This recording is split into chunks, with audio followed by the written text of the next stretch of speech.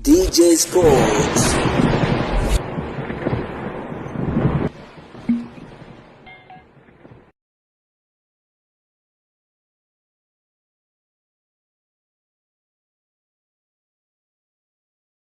Bwana, kumenoga kweli kweli katika uwanja wa Uhuru, ambapo tunafahamu leo hii ikiwa inachezwa mechi ya kirafiki kati ya Young Africans dhidi ya RS Agres, moja kati ya mtanange wa kibabe kweli kweli. Hapana shaka tumeweza kushuhudia matukio nguli kweli kweli katika mchezo huo, lakini tuliweza kuona kwamba ubao ukiwa unasoma goli 2-1 huku